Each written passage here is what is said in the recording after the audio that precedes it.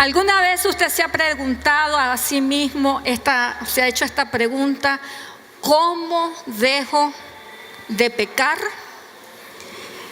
Esto es algo de que todos, el área de pecado es una área donde todos podemos decir: sí, yo he tenido problemas de pecado.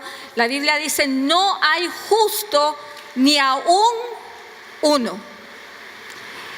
En este planeta no hay un ser humano que pueda decir para sí mismo: yo nunca he pecado.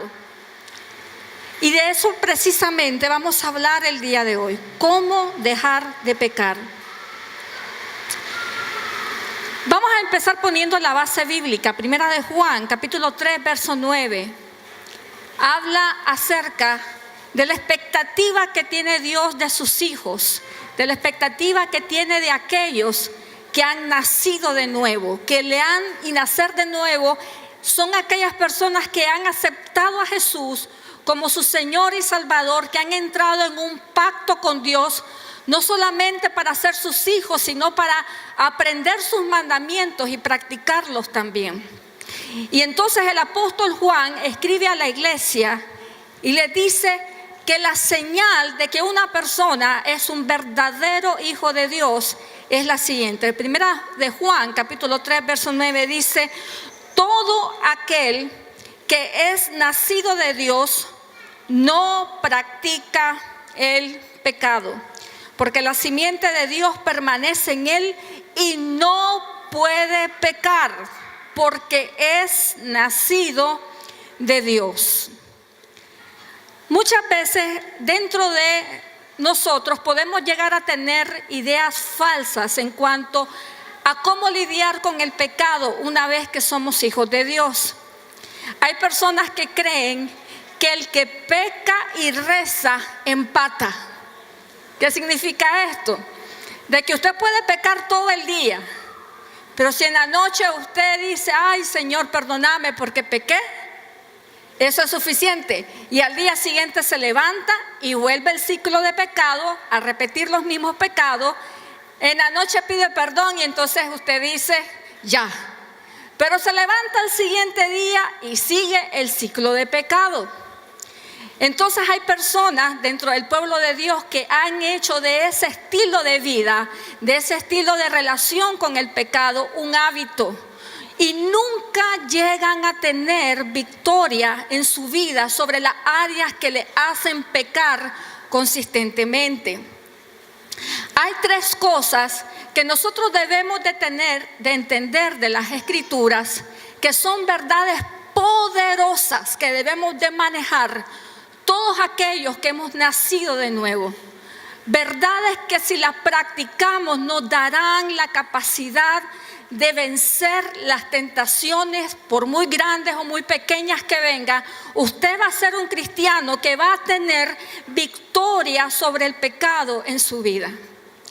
La primera de ellas es importante que nosotros entendamos todos, que en relación a nuestros pecados pasados, la Biblia dice que todos nuestros pecados pasados han sido perdonados.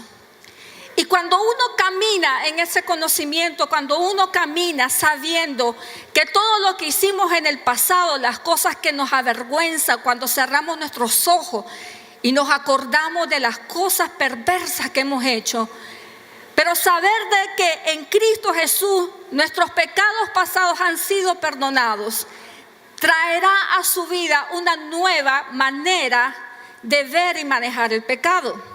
Segunda de Corintios, capítulo 5, verso 17, dice de la siguiente manera: de modo que si alguno está en Cristo, que dice, nueva criatura es. Las cosas viejas pasaron y he aquí todas son hechas nuevas.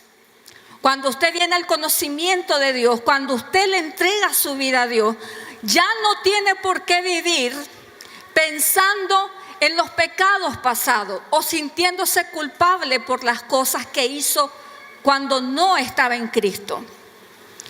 Hay personas que todavía sienten, aún estando en Jesucristo, sienten remordimiento, sienten pena por las cosas que hicieron en el pasado. Sin embargo, la Biblia dice que todo lo que nosotros hicimos fue borrado. La Biblia dice que Él tomó nuestros pecados, los aventó en el fondo del mar y no se acuerda más de las cosas que nosotros hicimos. Ahora, ¿por qué es importante manejar esto? Porque su mente es una mente brillante. Dios nos hizo con una capacidad de pensamiento, de almacenamiento de información y de memoria impresionante. Podemos almacenar años, décadas de memoria en nuestra mente. Quizás aún las computadoras del mundo puedan tener la capacidad de manejar mucha información, pero si un rayo viene y los parte, se acabó, ya no hay manera. Nuestra mente está diseñada por Dios para almacenar muchos recuerdos. Entonces, cuando vengan pensamientos del pasado, vergüenza por las cosas que usted hizo en el pasado, eso usted no lo puede evitar, pero sí su respuesta a los pecados pasados será diferente. ¿Por qué? Porque usted se acordará de que a pesar de lo que hizo, ahora usted en Cristo es una nueva criatura.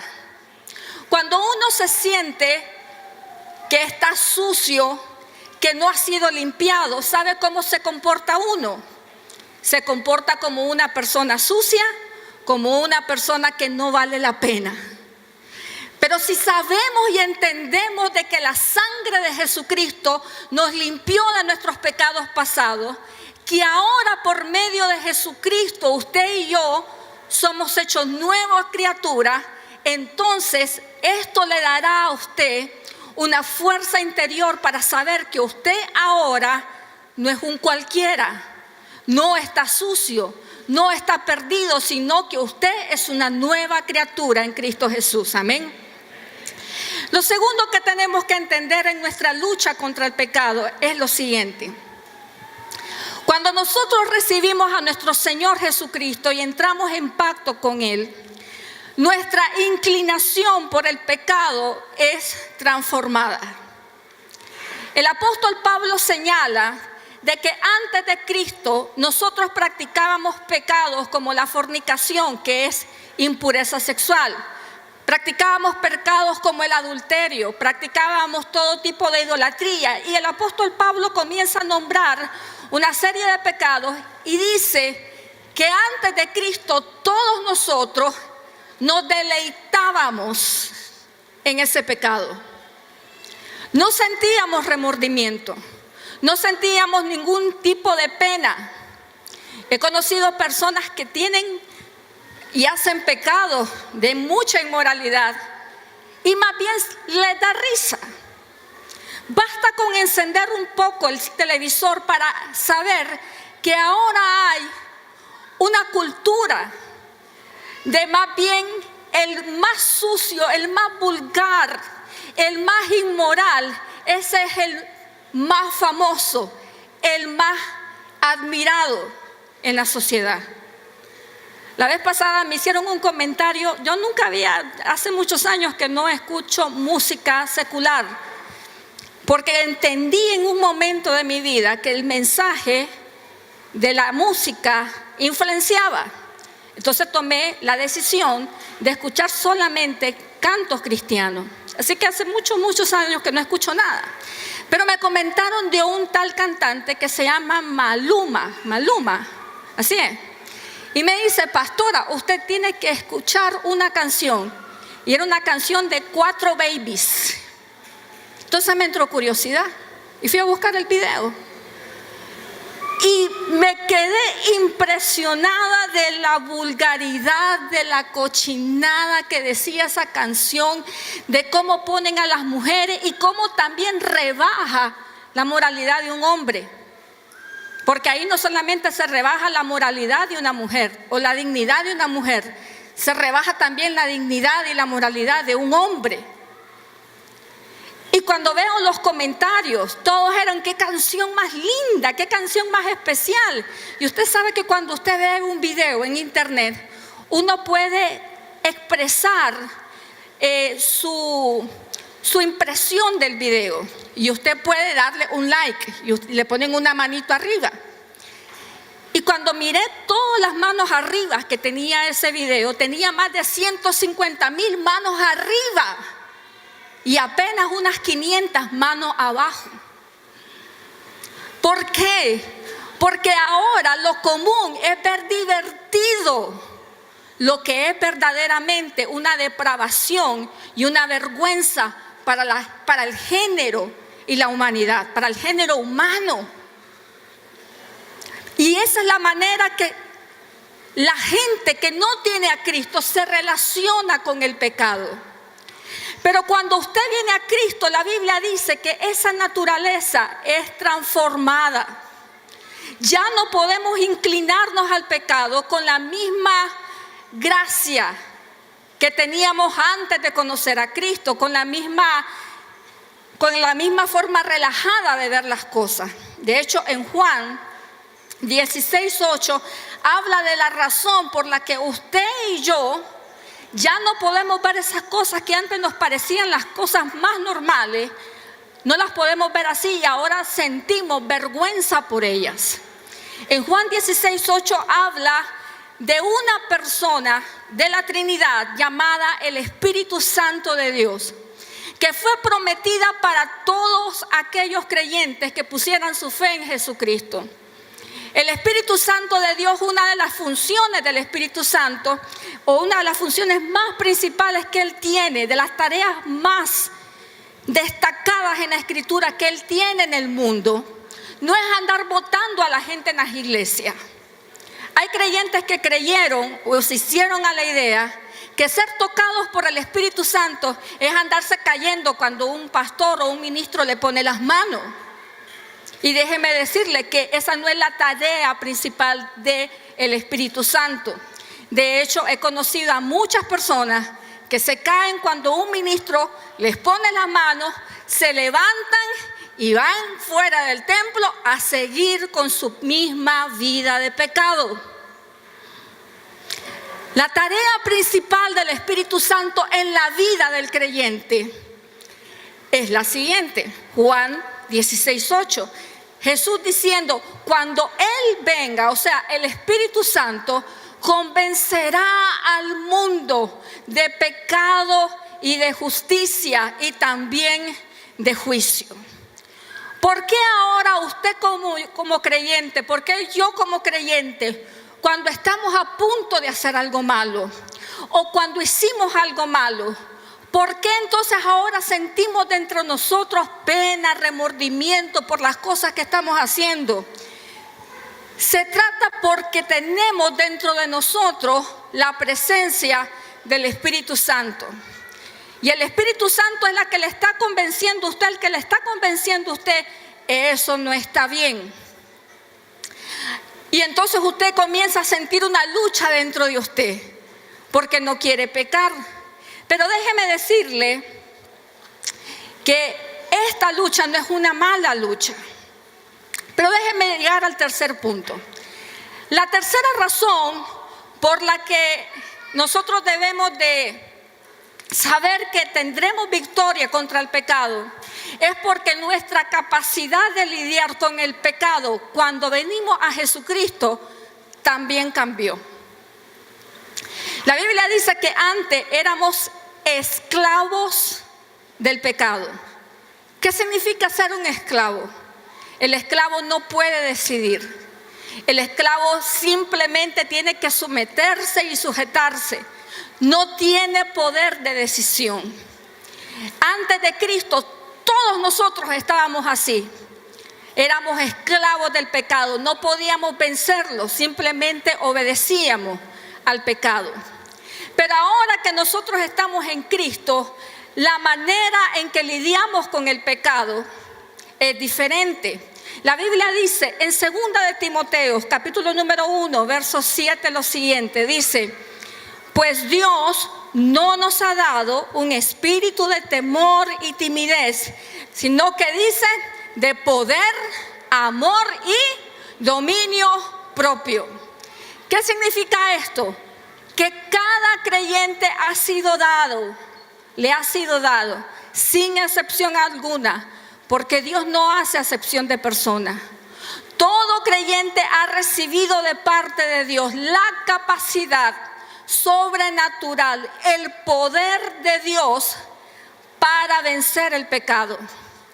Dice la Biblia, Dios no nos dio un espíritu de temor, sino de poder, amor y de dominio propio.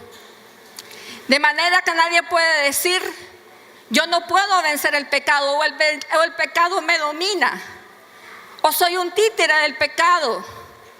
Otra de las cosas que muchas veces pensamos es que pecamos porque Satanás nos hizo pecar. Es que el diablo me hizo pecar. Hace muchos años, esto es una historia real, una persona que fue muy usada por Dios en campañas evangelísticas, llenaba estadios completos. Era un ministro del Señor. Se descubre su vida privada, se hace pública y es del conocimiento luego de todo el mundo que esta persona pagaba para prostitutas. Entonces, cuando él es confrontado con eso, él viene y dice, cuando lo confrontan, le dice, hermano, usted tiene que pasar por un tiempo de disciplina para que su corazón se restaure a la comunión con Dios. No puede ser ministro por un tiempo. Pero al tercer mes de haber sido expuesto públicamente, esta persona vuelve a tomar el ministerio. Entonces uno de los superiores de él lo llama y le dice, hermano pastor, ¿por qué usted está ministrando? Usted debe estar en un tiempo de disciplina y de comunión con Dios para restaurar su relación con Dios. Y la respuesta de este pastor es impresionante. Le dice, hermano, lo que pasa es que usted no sabe. Yo ya recibí una revelación. Y la revelación es que cuando yo estaba haciendo esas cosas, cuando yo estaba con las prostitutas, no era yo, sino que el diablo se me metía. Y entonces yo no fui el que pequé, sino fue el diablo que estaba dentro de mí el que cometió el pecado. Yo me imagino al diablo diciendo, pero ¿yo qué hice? Eso fue él. Hay muchas cosas que en el día en que Satanás se presenta delante de Dios para ser juzgado y condenado, el diablo le va a decir, ay, de eso a mí no me culpe porque eso fue cuestión de ellos. Pero tenemos la tendencia, no, el diablo, y quitamos la responsabilidad y se la damos a él. Cada creyente tiene responsabilidad sobre su vida en cuanto al pecado se refiere. Dice la Biblia, Dios no nos ha dado un espíritu de temor y timidez, sino de poder, amor y dominio propio. ¿Por qué es importante que usted sepa esto? Porque si en su lucha contra el pecado usted se siente que usted es una persona débil, que usted es una persona que no puede, déjeme decirle, conforme a su fe será hecho. Si usted dice no puedo, déjeme decirle, tiene toda la razón. Pero si usted dice yo puedo, porque tengo poder, amor y dominio propio enviado del cielo, también tendrá toda la razón. Entonces usted tiene que saber esto. Entonces usted dirá, pastora, si entiendo bien, Dios perdonó mis pecados pasados. Ahora soy una nueva criatura. Lo segundo es que ya no veo el pecado como lo miraba antes. Ahora lo que antes me parecía repulsivo, como algo me parecía sabroso. Recuerdo una señora que me dijo en una ocasión, yo estoy en adulterio y ¿sabe qué? Me la estoy gozando, me dice. Nunca se me olvidará. Y entonces usted dice, pero si mi naturaleza ya no veo el pecado como antes, ahora me siento mal, ahora lo detesto. Y usted dirá también, y si ¿por qué si recibí dominio propio, entonces ¿por qué sigo luchando con el pecado? ¿Por qué hay esta lucha en mí? El apóstol Pablo, que es el que escribió la mayor parte del Nuevo Testamento, que fue un hombre que, diferente a usted, a mí, él no solamente ha creído en Jesucristo por la fe, sino que él se convierte a Jesús por una aparición del mismo Jesús. Y sin embargo, el apóstol Pablo en una ocasión reflexiona sobre este tema y en Romanos 7:19 hace una confesión impactante.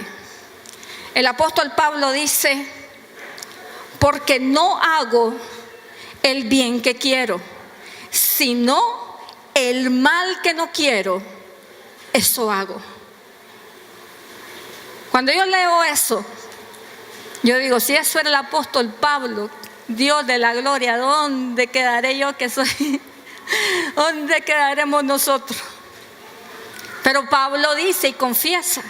Hay gente que dice, no, yo no tengo lucha con el pecado, está mintiendo. Porque el apóstol Pablo dijo, yo tengo lucha con el pecado. Entonces el apóstol dice, yo encuentro esta lucha dentro de mí. Yo estoy luchando para no hacer lo malo, estoy luchando para hacer lo bueno. Y le quiero decir, hermano, si usted tiene esa lucha en su vida, le tengo una buena noticia. No se sienta mal, siéntase bien. ¿Sabe por qué? Porque esa es una buena lucha. Esa es una buena lucha.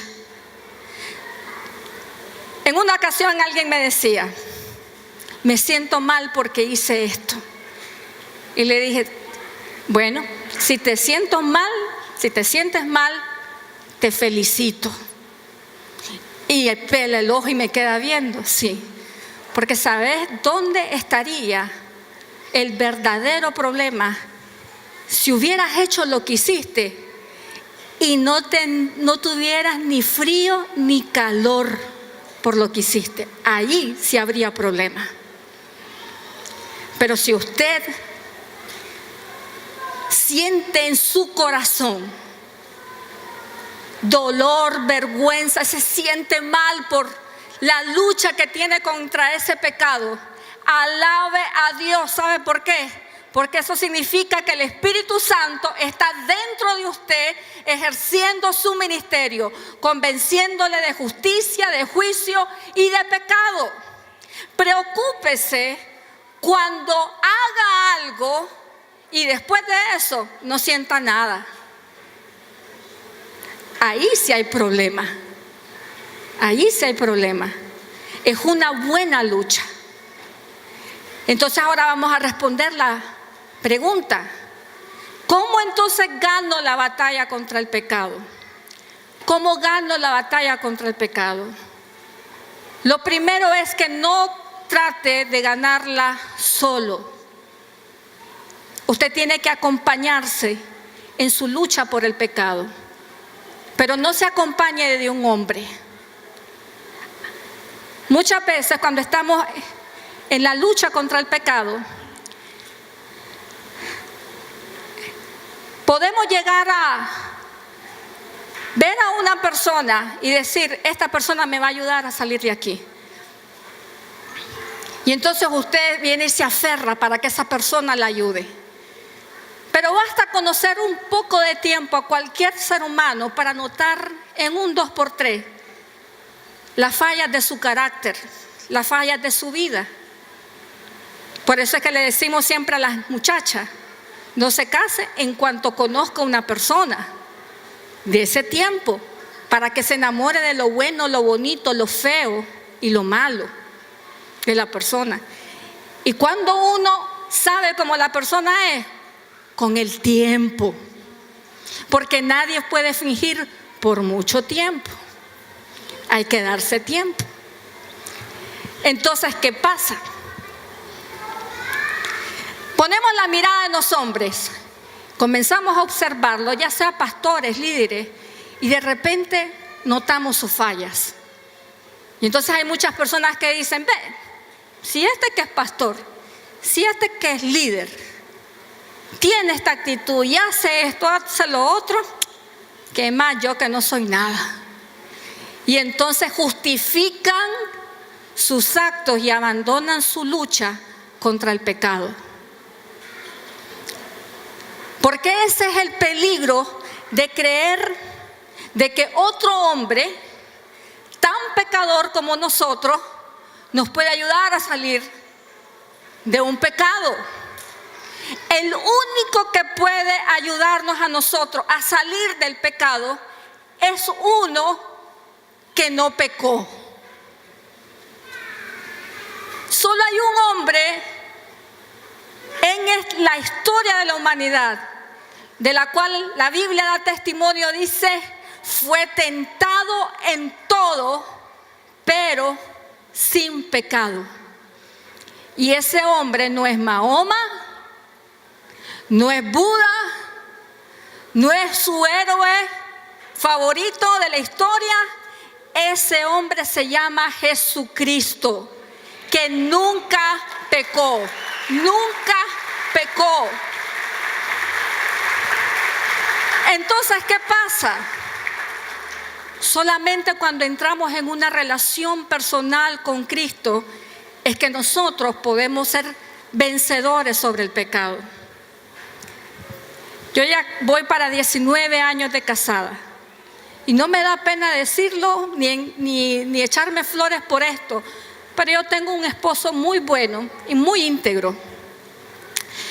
Pero le voy a decir algo. Él puede ser muy íntegro, muy bueno, pero cuando se ha tratado de pecados personales, Él no me ha sacado de los pecados personales. Él me ha ayudado, pero no me ha sacado. El único que me ha ayudado a mí en mi lucha contra el pecado se llama Jesús de Nazaret, porque ese es el único que le puede ayudar a usted, mis queridos hermanos. Jesús de Nazaret. Pablo dice en una ocasión, hablando de esto, dice Pablo, miserable de mí,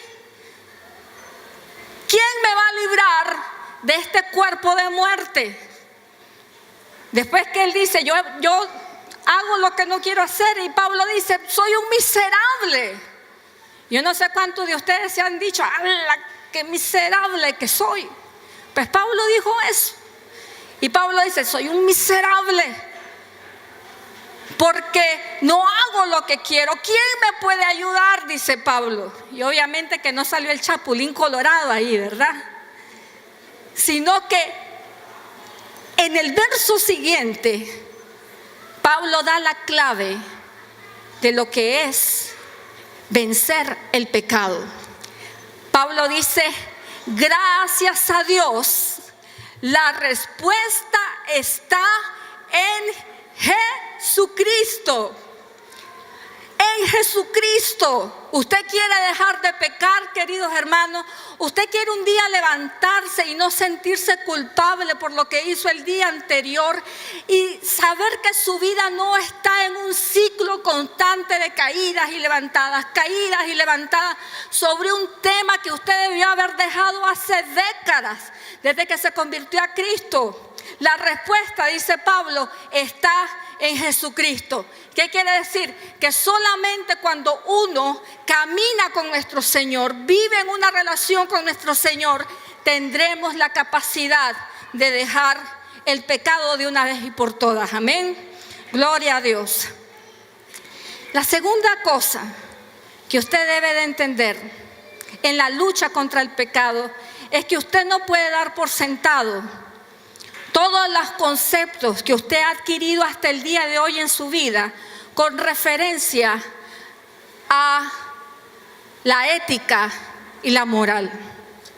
Por eso será importante que todo su sistema de valores, los que ha adquirido hasta este día, sean cuestionados y verificados con la palabra de Dios.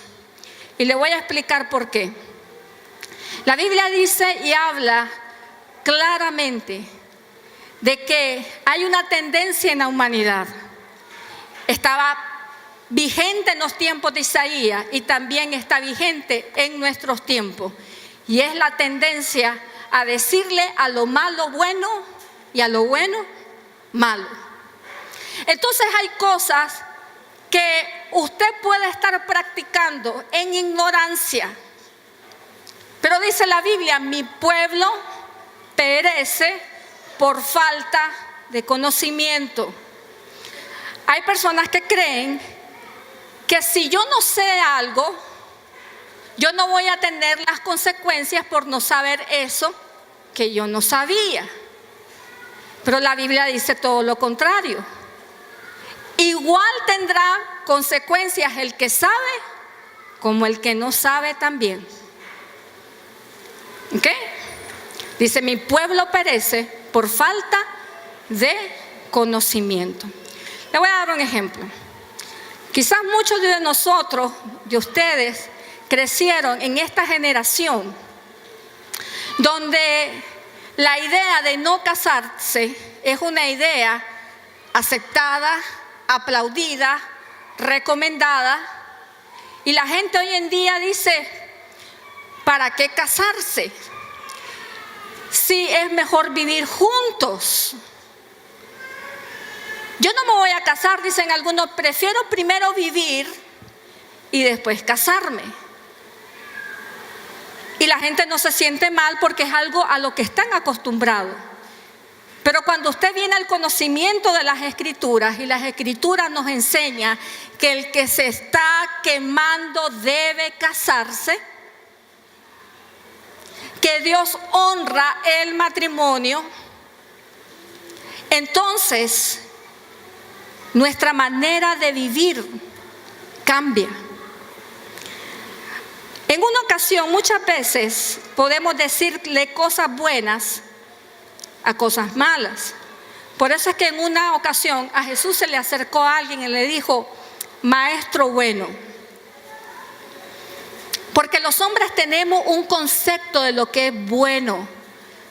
Pero lo que los hombres tenemos un concepto de lo que es bueno no necesariamente es lo bueno de Dios. De hecho, la Biblia dice que nuestras obras de justicia son como trapos de inmundicia delante de Dios. A lo que los hombres le llaman esto es lo justo, para Dios puede ser una aberración. Entonces, ¿qué pasa?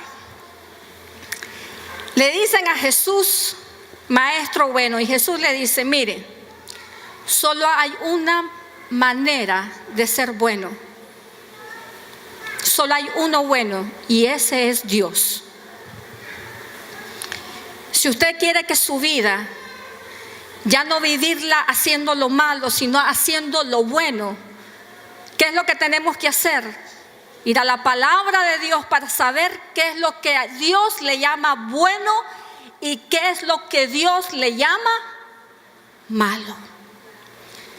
Por eso Romanos capítulo 12, verso 2 dice de la siguiente manera: no imiten las conductas ni las costumbres de este mundo, más bien transfórmense en personas nuevas al cambiarles la manera de pensar.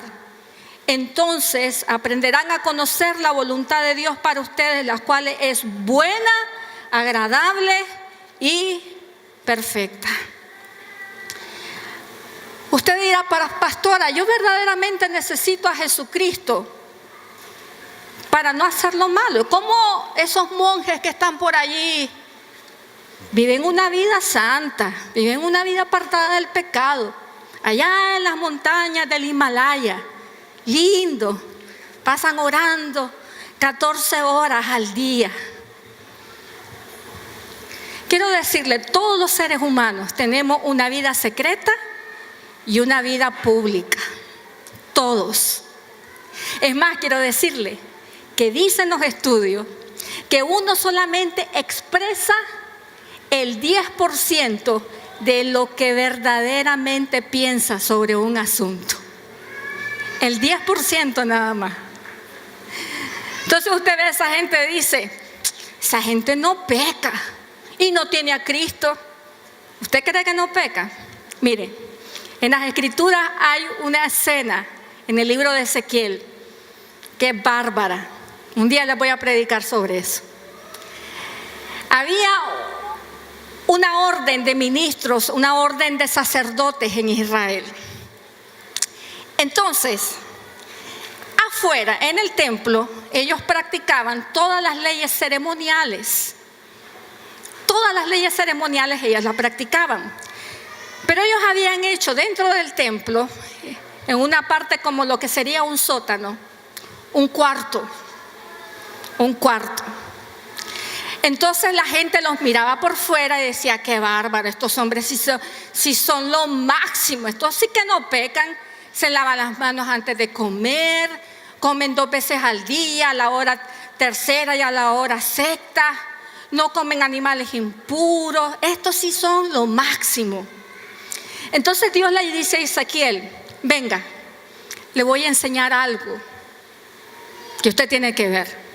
Entonces lo lleva en una visión en el espíritu a Ezequiel a un lugar dentro del templo donde hay un hoyito y le dice el Señor, asómese en ese hoyo.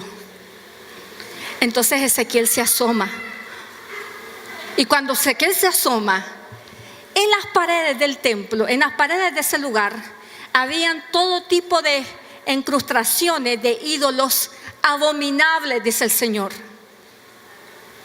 Habían actos inmorales, porque mucha de la adoración que se hacía en ese tiempo tenía que ver con la prostitución sexual. Actos inmorales. Unos de ellos estaban adorando al sol, otros adoraban a la luna. Y el Señor le dice, mire lo que ellos hacen a escondidas. Miren lo que ellos hacen a escondidas. Porque hay uno solo que puede ver ambas caras de nuestra vida, la pública y la privada. Y ese es Dios. Y a Dios nadie lo engaña.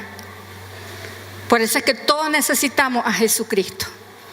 Porque no hay hombre, dice la Biblia, que haga lo bueno, no hay ni siquiera uno. Entonces, para concluir, quiero dar últimos 2 consejos de cómo ganarle la lucha al pecado. Lo tercero será, queridos hermanos, si usted está pasando por un tiempo donde usted está tentado muy fuertemente y usted está así de caer, el consejo de Dios para su vida es el siguiente: huya. Queridos hermanos, mire, muchas veces uno sabe cuando hay alguien que lo puede hacer caer a uno. Y entonces en vez de salir por otro lado, vamos y nos presentamos. ¿Cómo está? Mi nombre es fulana de tal. Y nos exponemos más. Si alguien es una tentación para usted, no se haga el valiente. Huya, dice la Biblia. Mire lo que dice acá, 1 Corintios 6:18 dice, huid de la fornicación. La fornicación significa la impureza sexual. No le dice, ahí quédese a ver que aguanta. No, dice, huyan. Nadie puede, mire, si a usted le llama mucho la atención a alguien en un centro de trabajo, es mejor que pierda su trabajo a que pierda su matrimonio. Un trabajo lo repone uno en cualquier momento, amén. Pero el matrimonio no, queridos hermanos. Es mejor salir corriendo. Huyan, dice. Si usted está siendo tentado, no se quede ahí, salga corriendo. Y por último, hermanos queridos, aprenda a resistir, a decir que no. Santiago 4:7 dice, someteos pues a Dios, resistid al diablo y huirá de vosotros. Muchas veces no estamos teniendo victoria en nuestra vida porque no estamos resistiendo lo suficiente. Y muchas veces en esta lucha contra el pecado se tratará de ver quién resiste más. A veces usted no puede huir, a veces tiene que resistir, decir no, no, no, no, y decirse a usted mismo también no, no, no, no, no. Yo recuerdo que yo tuve una amiga Y ella me hablaba del tipo de hombre que a ella le gustaba. Entonces un día se aparece un hombre que era todo lo contrario de lo que ella quería. Ella hasta había hecho una lista a Dios cómo quería a su esposo. Lo quería alto, lo quería aquí, lo quería allá. Y de repente se aparece enamorado de ella un hombre de baja estatura, ¿verdad? Totalmente diferente al musculoso hombre de Dios que iba a aparecer en la vida de ella. Entonces el muchacho comienza a insistir y le digo, ¿no te gusta? No, me dice, guácala. Guácala. Mire, de hecho a mí una vez me dijeron que yo era guácala. Todavía lo llevo aquí. Tenía 16 años. Me dijeron guácala. Está bien, ya lo perdoné, era hijo de un pastor. Y ahora un día esto me lo encontré. Pero bueno, como, ¿quién es guácala? Pensamientos carnales. Bueno, déjeme volver al caso de mi amiga. Le digo, ¿no te gusta? No, me dice, guácala, ese no es mi tipo. Entonces yo hablo con él, le digo, mira, vos no le gusta. Mira, Carolina, me dice, yo te voy a decir algo. Yo no soy de los hombres que se rinden. Si hay algo que yo tengo, dice, es que yo soy persistente. No creo, le digo, que vas a ver, yo voy a persistir. Esa es la mujer que quiero y esa es la que voy a tener. Y entonces le digo yo a ella, cuídate, mamita, porque esto fue lo que dijo de vos, le digo.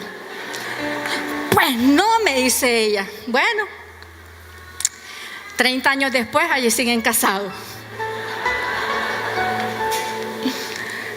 Porque les voy a decir algo, los seres humanos somos bien débiles resistiéndonos.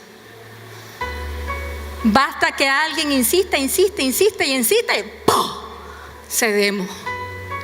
Por eso es que las escrituras dicen, sométanse primero a Dios. Entonces, ¿qué hace cuando usted se somete a Dios? Un poder sobrenatural que usted no tiene va a venir sobre su vida. Sométase primero a Dios, resistan al diablo y entonces el diablo tentador, ¿qué va a hacer? Salir corriendo, va a huir de usted. Y usted se habrá convertido en una persona más que vencedora en Cristo Jesús en su lucha contra el pecado. Amén. Resista. Diga que no. Y usted va a ser vencedor. Mira, hermanos, Dios no quiere que usted viva en ese ciclo de lucha toda la vida con el mismo tema. Yo me imagino que Dios va a decir, ay, todavía 30 años y sigue luchando con lo mismo. No supera eso. Por lo menos que me dé un problema nuevo, pues.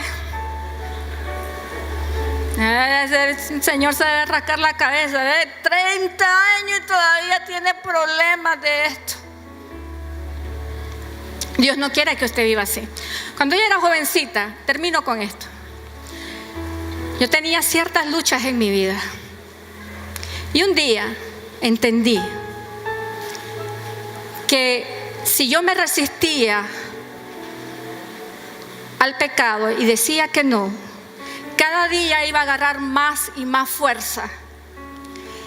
E iba a llegar un día donde algo que para mí era imposible de soltar, algo que era imposible de dejar atrás,